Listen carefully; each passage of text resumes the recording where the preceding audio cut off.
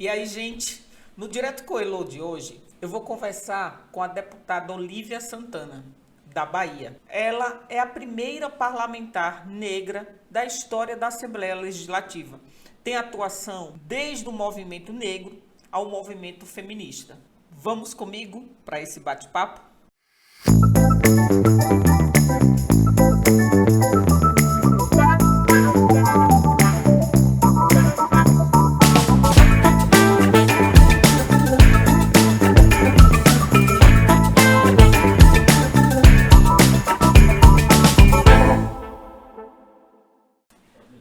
Bem-vinda, deputada Olívia. É uma satisfação grande conversar com a senhora. Desde já quero agradecer, né, por ter dedicado um pouco do seu tempo para conversar aqui com a gente no Direto com Elô. E nós geralmente começamos essa conversa, que tem sempre recebido mulheres que atuam na cena política, com a seguinte questão: quem é Olívia Santana?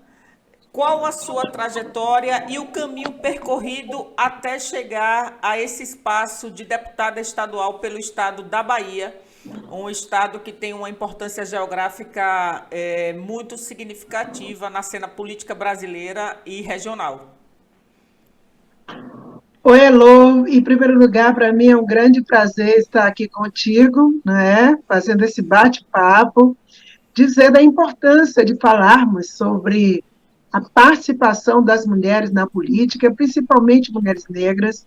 Hoje é dia 12 de agosto, é o dia em que se celebra a memória dos mártires da revolta de Búzios, e, portanto, é muito importante afirmarmos cotidianamente, e principalmente em datas tão simbólicas, o valor da participação das mulheres negras nos espaços de poder. Eu sou Olívia Santana, filha de uma trabalhadora doméstica, né, uma lavadeira. Nasci em favela, na invasão de Ondina, antiga invasão de Ondina.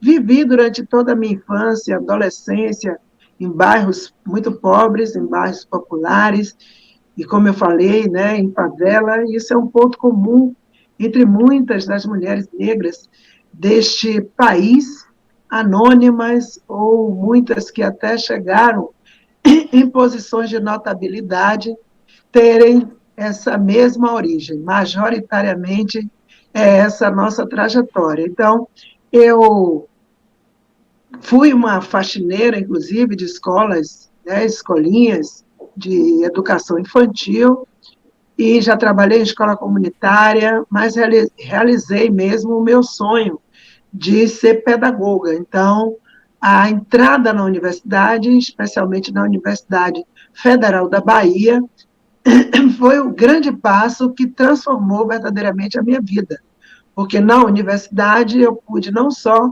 realizar o sonho profissional, mas também entrar na política, participar da política.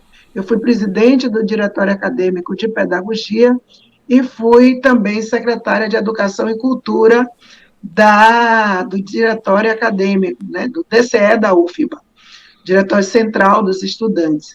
Então, essa foi a porta que me pariu para a política, né, que me colocou na cena política. Foi na universidade que eu fiz movimento estudantil, que eu entrei no PCdoB, o meu partido, que eu estou há mais de 30 anos, e, portanto, lutando por uma causa, né, por um projeto de país, de enfrentamento ao racismo, de enfrentamento às desigualdades de gênero e uma perspectiva socialista.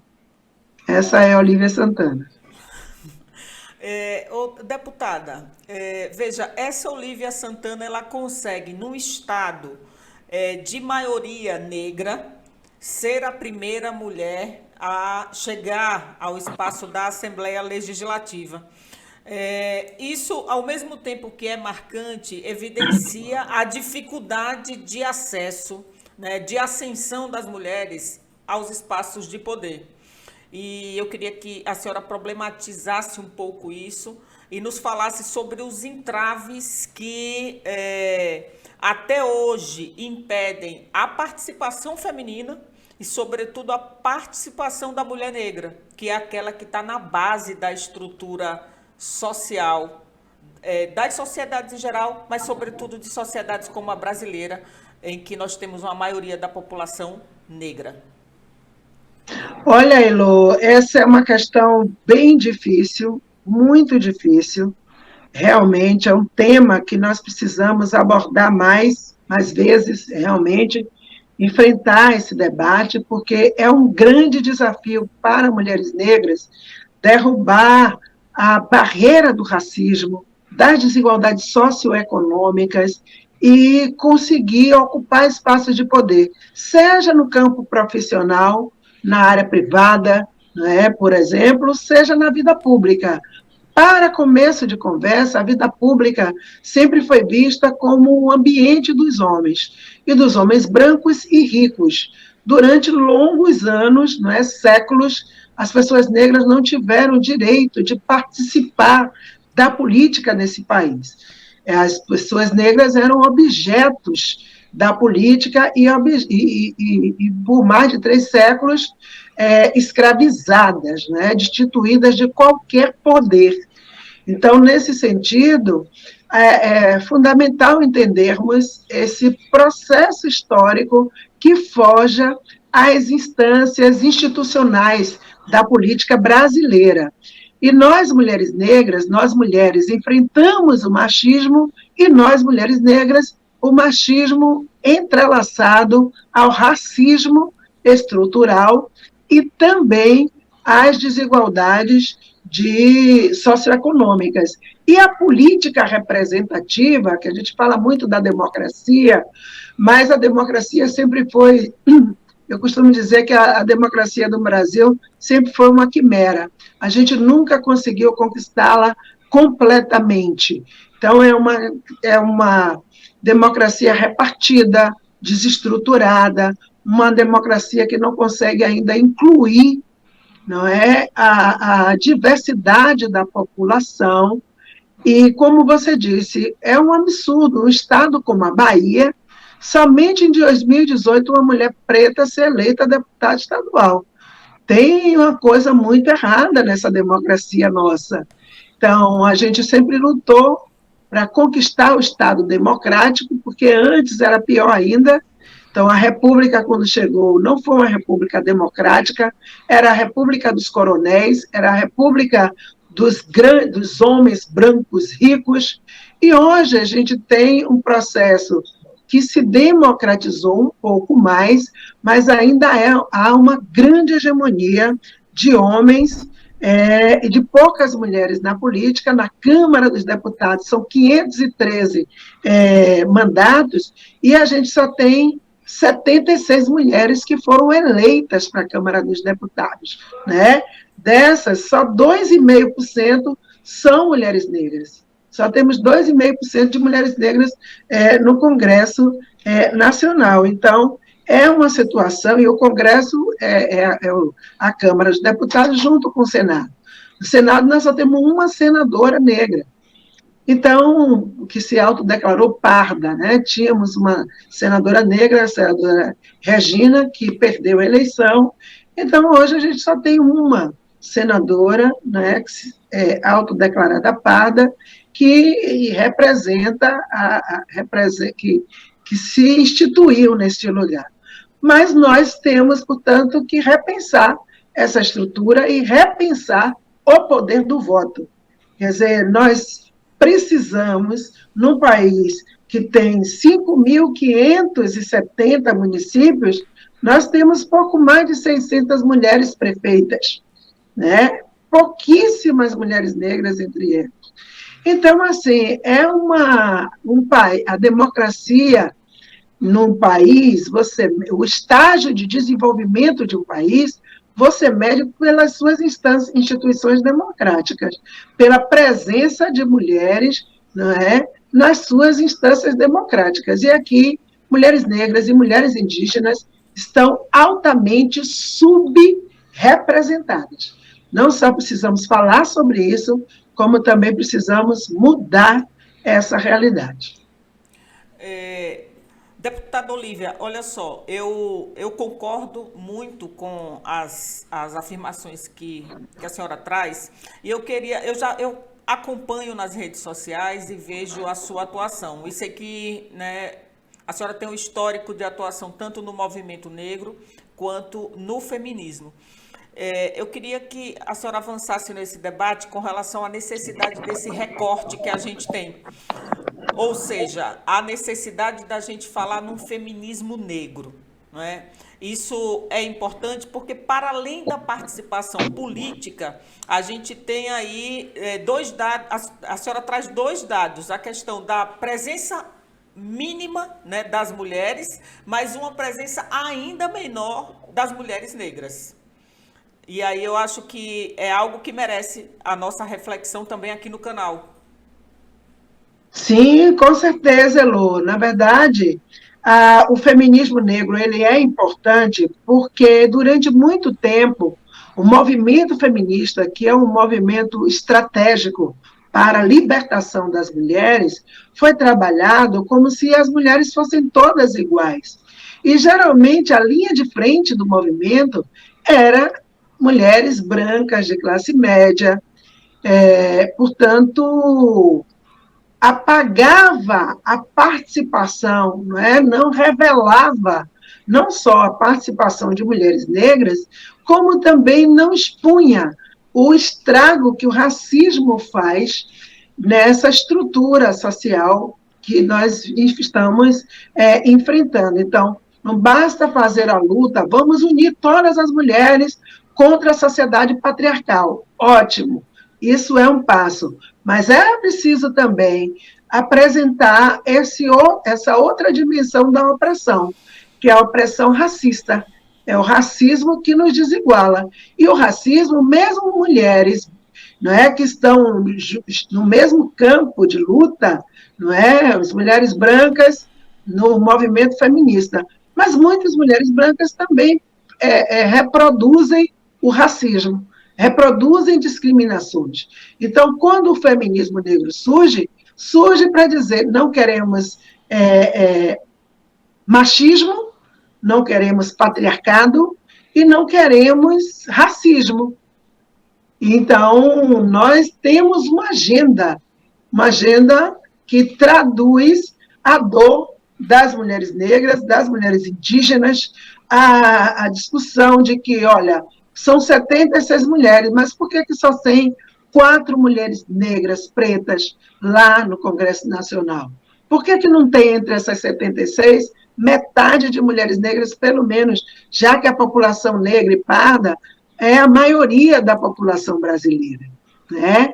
Por que a gente olha a Câmara, a Assembleia Legislativa da Bahia e vê que lá são 63 deputados e apenas 10 mulheres? E entre essas mulheres, nós só temos uma mulher preta, que sou eu, não é, eleita pela primeira vez. A Assembleia tem uma mulher que anda por aquela casa, que faz projeto e que usa trança e que tem a pele preta. Não é uma situação, é uma negritude indisfarçável, não é? Ninguém pode olhar para mim e dizer, ela é mais ou menos, ela é morena. Verdade. Ela é preta, né?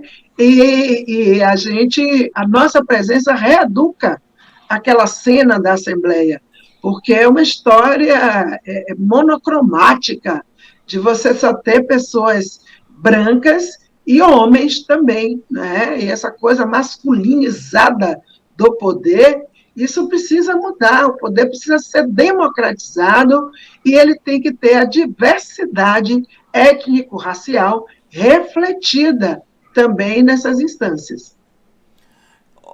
Deputada, trazendo isso, quando a senhora fala da agenda, essa agenda do feminismo negro, trazendo isso para a realidade do Brasil atual, eu tenho dito aqui nas produções que eu faço que o Congresso Nacional ele atua muito como se jogasse um bode na sala do debate público para conseguir aprovar aquilo que realmente eles estão, sob a liderança do Centrão, desejando. E no caso da chamada reforma política, a gente teve aí tanto essa ideia absurda do voto impresso, né, aí no caso do Executivo, e depois o Distritão.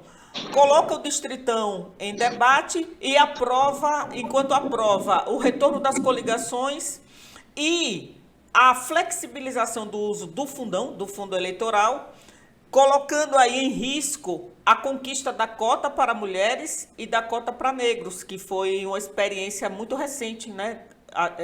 No processo, nos processos eleitorais, agora em 2020. Eu queria que a senhora trouxesse um pouco da sua visão sobre esse momento, né, histórico pelo qual nós estamos passando e, sobretudo, ao papel do Congresso Nacional, né, liderado pelo deputado Arthur Vigílio, nesse momento em que a gente tem essa série de atos sendo praticados e aprovações e legislações sendo revistas. Então, Elo, primeiro, eu quero dizer que foi uma vitória para as mulheres, os negros, né? A população LGBT, que ia mais, a derrota do Distritão. Distritão derrotado é a vitória da democracia. Segundo, essa questão da distribuição dos recursos tem um elemento que foi importante, porque a Câmara dos Deputados também votou que os partidos eles terão um mecanismo de maior estímulo à participação das mulheres, o que para a gente é muito importante, porque no fundo eleitoral os partidos recebem mais de acordo com a quantidade de mulheres que estarão ali representadas, não como laranjal, mas para valer, para eleger. Então, eles tiraram um mecanismo, mas colocaram outro, deram mais poder, né? Deram mais força às candidaturas de mulheres. Então, esse é um elemento que eu acho que a gente precisa, inclusive, trabalhar, né? Tratar um pouco mais. Nós estamos aguardando também resolver essa situação, né, de como vai ficar a reforma política depois dessas votações, para a gente poder discutir. Agora a gente está na luta, a gente está lutando. Por exemplo, você falou das coligações. Para nós seria muito mais democrático se houvesse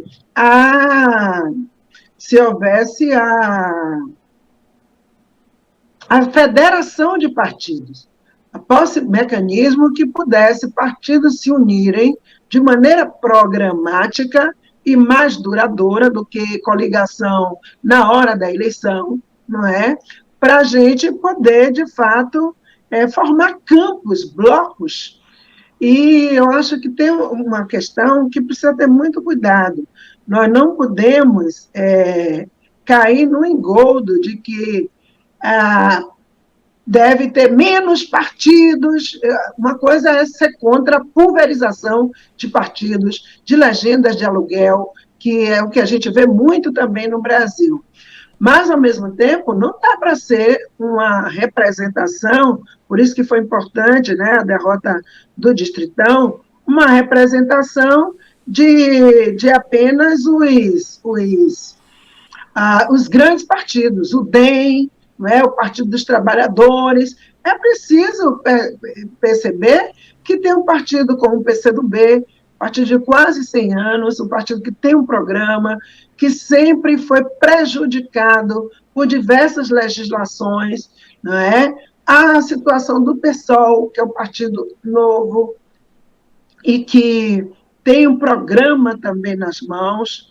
Então, nós não podemos levar em conta, deixar de levar em conta essas experiências que são fundamentais para o fortalecimento da democracia. Eu acho que nós vamos fazer essa batalha, vamos continuar lutando aí para que essa reforma ela tenha mecanismos que democratizem mais a participação das mulheres e as candidaturas negras, né, critérios étnico-raciais. O debate ainda não terminou, o Senado está aí também, e a gente vai continuar mantendo firme essas movimentações no sentido de que eu não chamo isso de reforma política, não é reforma política porque não teve debate amplo, aberto, é uma reforma da lei eleitoral, né? E a gente não pode deixar que o Centrão faça o que quiser com essa legislação, né? Em outro caminho, né, ainda nessa perspectiva de que a gente vê determinados temas no debate público, e enquanto o Congresso vai aprovando determinadas leis que prejudicam muito a população. E quando a gente fala prejudica a população, vai prejudicar sempre muito mais aqueles que mais precisam do poder público. A medida provisória 1045, que fragiliza ainda mais a legislação trabalhista, me parece um outro exemplo da maneira como o Congresso brasileiro ele está trabalhando nesse momento, uma vez que a gente tem aí agora a possibilidade de contratação de jovens sem 13º, sem fundo de garantia. O que está em curso, deputada Olívia, no país com essa atuação do parlamento, considerando que é a maneira como o presidencialismo de coalizão está atuando sob a liderança do Centrão na Câmara dos Deputados? Então, essa questão que você traz é importantíssima, porque o que está em curso é um projeto de destruição nacional, de desconstrução de direitos, de revogação de direitos. Se a gente vacilar, eles revogam até a Lei Áurea. Então, nesse sentido, é muito importante entendermos que não basta dizer, olha, vem 2022 aí, vamos mudar o presidente. Nós temos que nos libertar desse presidente. Esse presidente foi uma das piores tragédias que já aconteceram na história do Brasil. E o encontro de Bolsonaro com a pandemia tornou ainda mais grave, mais profunda, jogou o país lá dentro de um poço que não tem fim. Não é? Agora mesmo saiu a notícia da morte do ator Tarcísio Meira, e a gente, portanto, sente o quanto o país está à deriva, né? Tanto no aspecto da saúde, como no aspecto, em todos os aspectos, questão ambiental e a questão trabalhista. Desde que Dilma foi derrubada, aconteceu uma escalada da ultradireita no sentido de demolir toda a infraestrutura de direitos trabalhistas que existia no país. Essa história de poder contratar jovens sem assinar a carteira, sem reconhecer direitos, é um negócio assim, é uma espécie de escravização moderna, entendeu? Então, nós temos, sim, que denunciar essa legislação nefasta. E temos também, eu tenho defendido que para o ano que vem façamos um grande movimento democrático de mudança estrutural do Congresso Nacional. Não dá para as forças progressistas, à esquerda, e as forças democráticas só terem 130 deputadas e deputados. Isso não dá para nada. Nós temos que, no mínimo, chegar a 150, ou pelo menos a metade. Desculpe, é o inverso. Temos que chegar a, no mínimo, a metade do Congresso Nacional, se a gente quiser mudanças mais estruturais no Brasil. Nós vamos ter que mudar esse centrão, não pode continuar sendo esse núcleo de aves de rapina a serviço do grande capital e que vai destruindo tudo que é direito que a população tem. Então, você hoje, por exemplo, você olha para os programas sociais, foi tudo destruído nesse governo Bolsonaro. Temer e Bolsonaro cuidaram disso, destruíram a faixa 1 do programa Minha Casa Minha Vida, que era para as pessoas mais pobres. Reduziram o programa Bolsa Família. O auxílio emergencial, nós lutamos para que fosse de R$ 1.200 e de R$ 600, né? 600 e 1.200. Naquele momento, 2020, deu uma melhorada, uma parada nessa situação da fome. Este ano, eles acabaram com isso. Então, é 250, R$ 150, né? E, portanto, não tem nem condição de pagar uma cesta básica. Aí, um mar de desempregado, o desemprego crescente, a fome galopante, e eles, então, diante desse quadro desesperador, votam um mecanismo como esse, não é? Para dizer que vão gerar mais emprego, mas que, na verdade, eles estão aprofundando a farra do grande capital, possibilitando que as indústrias, as empresas, o comércio, não é, que o contratante possa se beneficiar do aviltamento da força de trabalho, porque é aviltante o que está acontecendo. Então, nós temos que ter projeto não só de mudança do executivo, mas também de mudança radical do legislativo que está posto aí.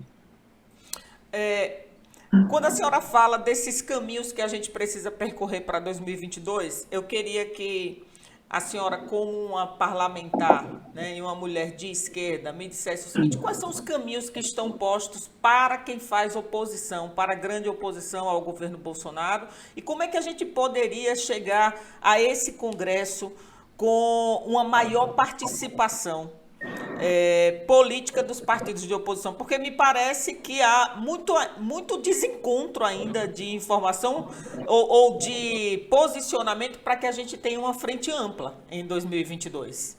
Como é que a Então, deputada Olívia enxerga isso? a frente ampla, ela tem se realizado no plano da política de enfrentamento às medidas mais obscurantistas, não é, do governo, mais bizarras, na verdade, não é? Então, no plano da economia, o Centrão está unido. Toda a matéria referente a mudanças econômicas de ultradireita, eles votam a favor e a gente perde todas elas. Privatização dos Correios, por exemplo, entendeu? A privatização da Eletrobras, isso tudo aí a gente tem perdido e eles partem unidos.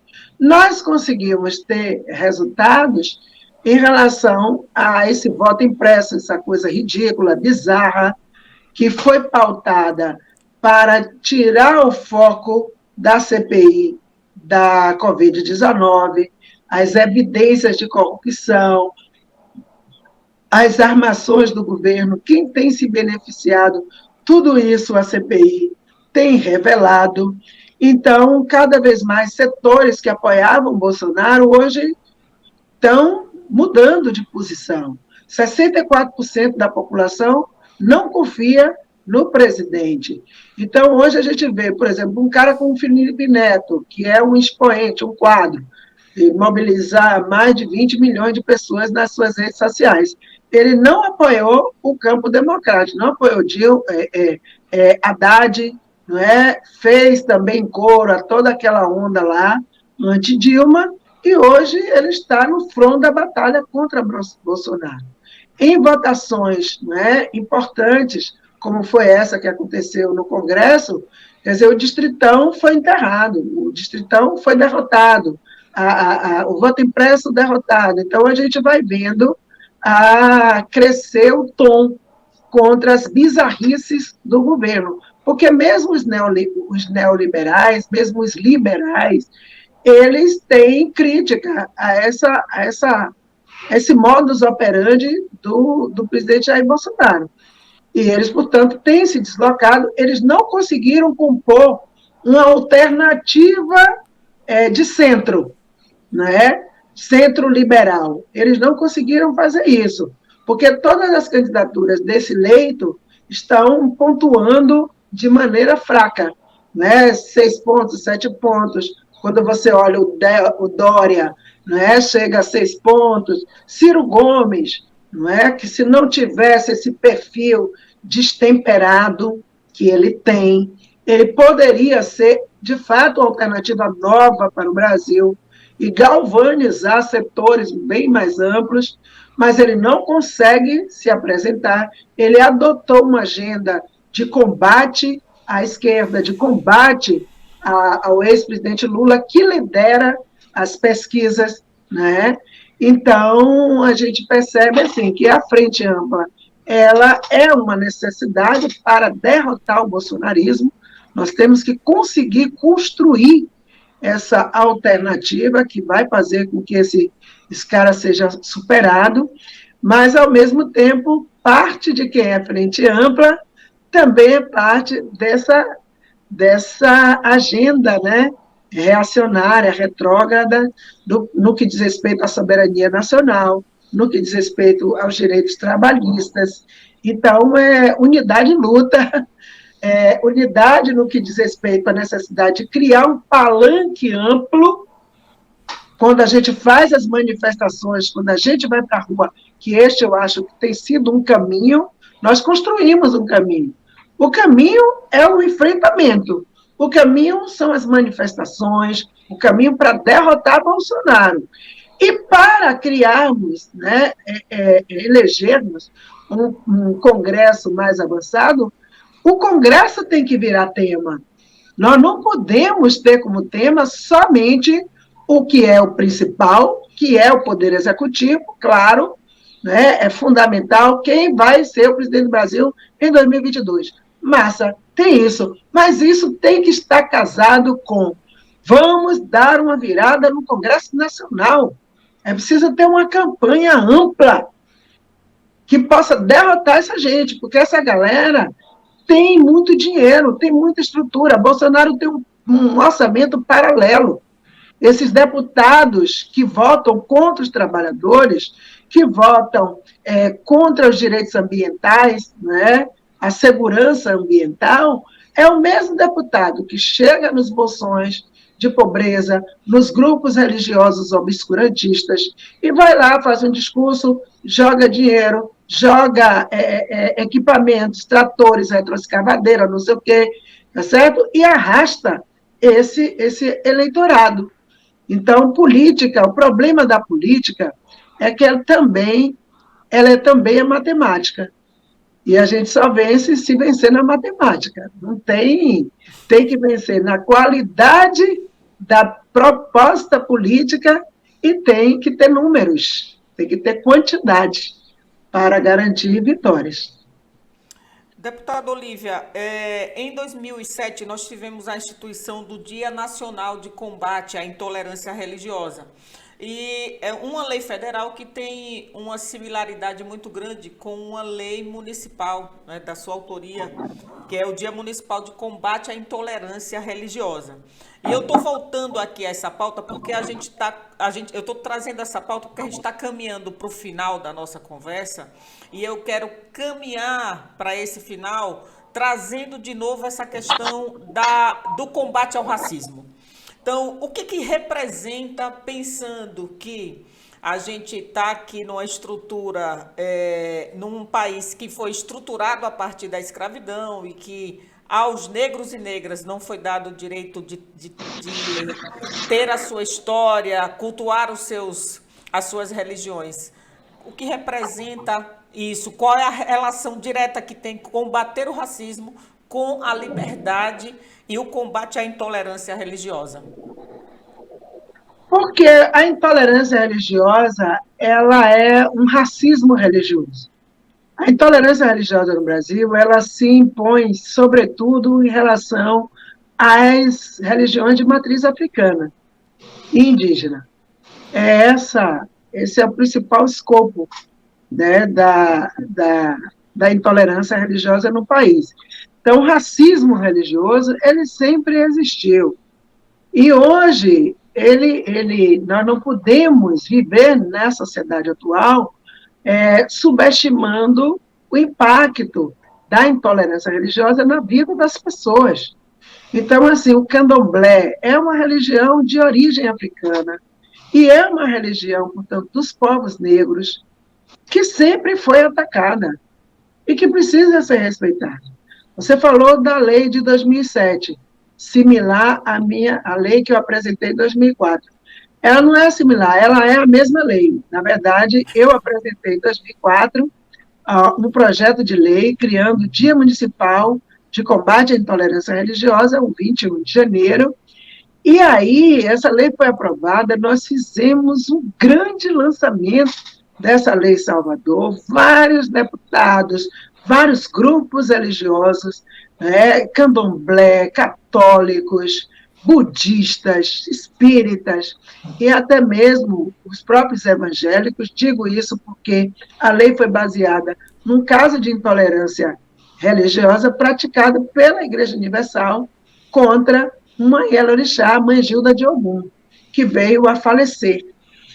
Então, mas mesmo assim, a gente convidou eles, fizemos todo um trabalho, não é, de discussão, de celebração, de uma data que pudesse unificar as pessoas pelo direito de liberdade religiosa que é consagrado na Constituição.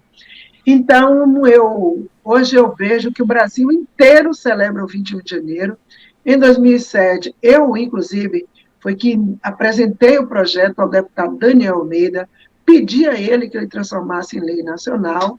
Ele fez isso, apresentou na Câmara dos Deputados e conseguiu aprovar, conseguiu que o presidente Lula sancionasse a lei, e hoje é uma lei nacional. Então, aconteceu exatamente algo que é incomum acontecer. Um projeto de uma vereadora virar o projeto de um deputado e a Câmara consagrar. Geralmente é o contrário. Às vezes, muitas pessoas que são vereadoras, vereadores, copiam projetos de deputados e ficam ali tentando aprovar. Então, eu acho que não é possível falarmos de emancipação política e falarmos de erradicação de racismo se a intolerância religiosa ela permanecer. Então, a luta é conjunta, a luta é coletiva, é complexa, mas nós temos que ter sobre ela uma visão de totalidade, no sentido de não deixar ninguém para trás. Eu acabei, com a sua fala e com a minha pergunta, a gente teve aí o primeiro caso, então, de uma lei municipal, ou seja, uma vereadora que conseguiu aprovar uma lei nacionalmente. Seria isso um spoiler para 2022? Estamos tentando que seja. Nós também temos uma legislação, a gente apresentou na Assembleia Legislativa uma legislação em relação ao combate à pobreza menstrual, e temos um projeto de lei também para desonerar a cadeia produtiva do absorvente. É preciso que o absorvente ele faça parte da cesta básica. Cesta básica. Nós queremos que absorvente higiênico seja um item da cesta básica. Então, nós estamos também buscando que a Câmara de Deputados abrace isso, e, se conseguir, vai ser também mais uma vitória que vai da Bahia para o Brasil. O segundo momento.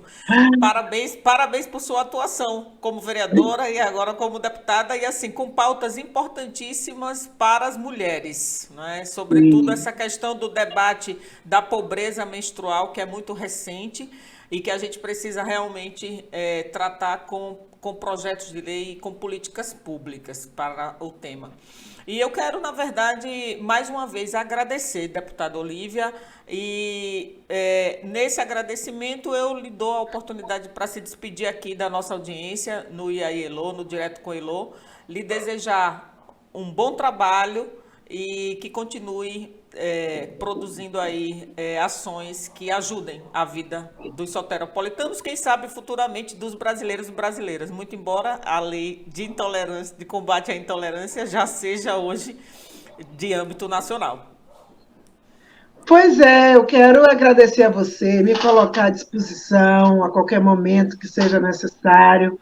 Ontem mesmo nós fizemos uma ação muito importante, Sinal Vermelho, para a violência contra as mulheres, visitamos farmácias, já há adesão da rede de farmácia Pague Menos, fizemos também visita a salões de beleza, entendemos que o nosso mandato, Elô, é um mandato popular e democrático, que tem que estar de olho em pautas que muitas vezes são invisíveis, mas que a gente tem a obrigação de lançar luzes sobre ela e garantir que elas se transformem em políticas públicas que possa fazer com que as pessoas não sofram tanto como elas sofrem, né, atualmente. Então, muito obrigada por essa oportunidade de estar aqui falando com vocês sobre o meu trabalho, sobre o nosso trabalho.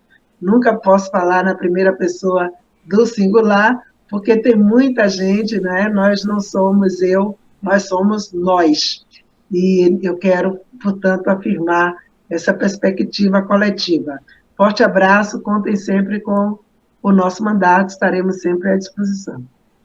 Um abraço, deputada Olívia. Valeu. É isso, gente. Esse foi mais um Direto com Elô. Nossa conversa de hoje foi com a deputada estadual pelo estado da Bahia, a deputada Olívia Santana.